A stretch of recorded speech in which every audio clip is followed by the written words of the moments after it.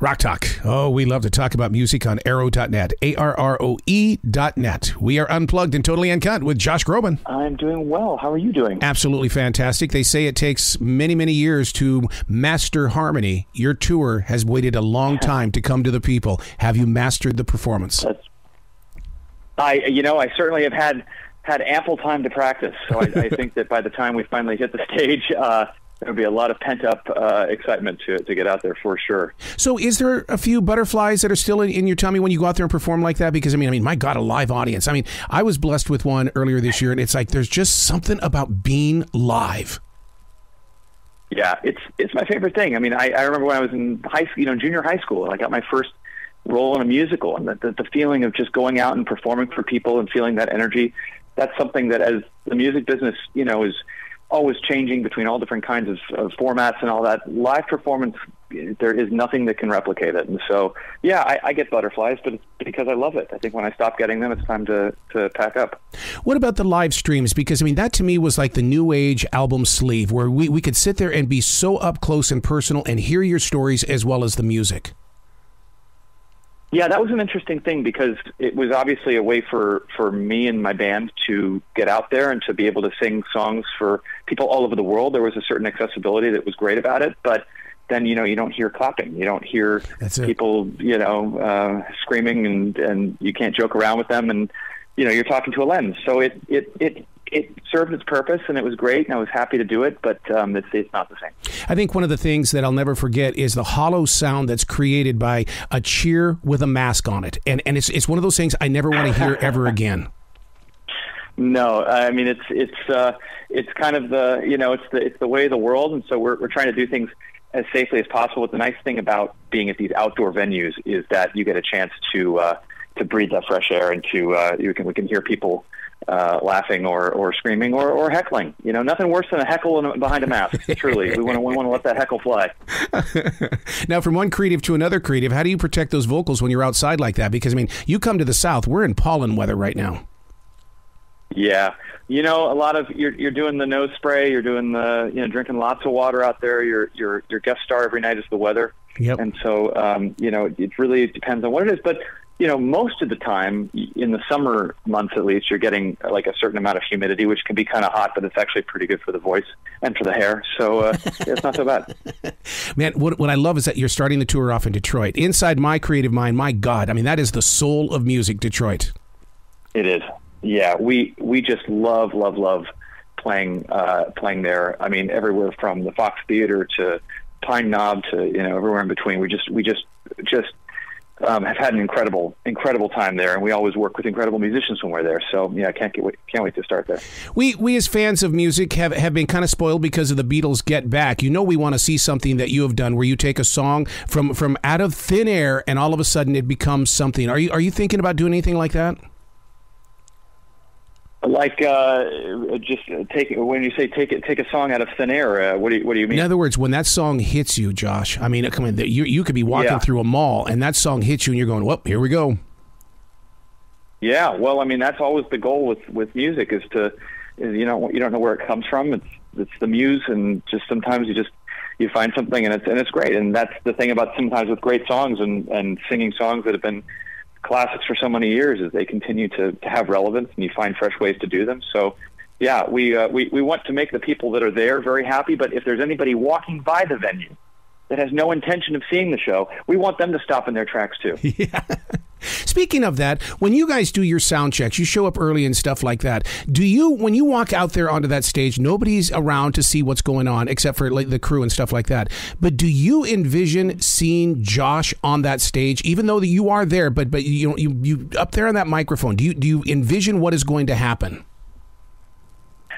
Well, I think the cool thing about, that time of the day when you have the show that night is that you're kind of getting to know the house you're going to be in, yep. And you're just kind of getting to know the place that you're inviting people into your house. And so that's a time when, you're envisioning what the spirit of the place is and what the ambiance is going to be like. And you're obviously getting all of your bells and whistles, tightened up so that, it's going to sound as good as it can. And that's a good time to visualize. It's a good time to visualize how it's going to be. And then, then the X factor is when people come in, just expect the unexpected and go along for the ride. Joe Perry of Aerosmith says he goes in there and he tries to figure out where the echoes are because those echoes can knock you guys off balance. Well, it's the nice thing about open air is that there's not a lot of echo that hits back at you. The sound is kind of going off into space, so it's a lot more controlled when you're playing the open air venues because you're not dealing with the arena kind of cement and metal and all that. But yeah, I've got in-ear monitors. I've switched to in-ear monitors because it gives me a lot more control. Mm-hmm. Depending on where I am, I can get the same sound every time. I've seen you perform. One of the things that listeners, if they've never seen you perform, you could be in the final row, and I feel like that you are singing directly to our row. How is it that you have mastered that art? It's nice of you to say. It's for those of us that have the bug, and I think that's a very theater thing. Like you always say, to sing to the back of the house. I've been in that row, and I know how important it is when the performer, really is singing for everybody and making sure that the person that's all the way back in the darkness there is getting the same amount of inspiration and knows that we're with them, and so when you go out there and you see all those smiling faces, hopefully you can see some smiling faces out there. We haven't seen mouths in a very long time. But it's a thrill, and it's an honor to be in this position. And so, we're definitely singing just as much for the back row, if not more, from the front row. Because a lot of times the front row is a lot of crossed arms. Yeah. The front row sometimes is the row that's the hardest to win over. It's so true. So one of the things I've learned over the past couple of years with this lockdown is I love hearing people's stories, and I know that you being out there on the road, you get many different stories from people as well. It's almost like the fan is now the musician as well in the way that they're willing to share their stories. What are you learning in your way of knowing the fan?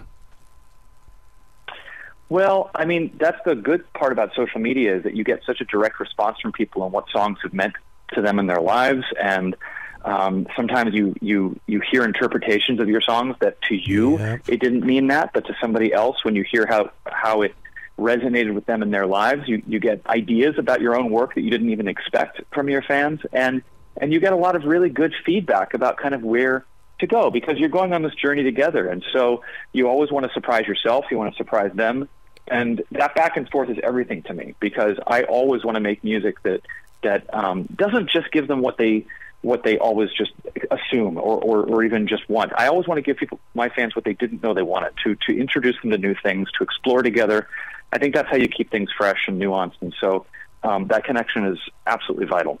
Speaking of taking people out on a journey, if you weren't doing music, would you be a book author? Because you know how to tell a story. No, I don't know. I think that I'm in a business that has just stories flying at me at all times. Some of the stuff you couldn't write. It's just an insane cast of characters being in this business for 20 years. No, if I wasn't in music, I'd probably go into veterinary work. I love animals, and I think I would probably just be singing to somebody's hamster. So what do you think is your totem animal? Mine is the elephant. What would yours be?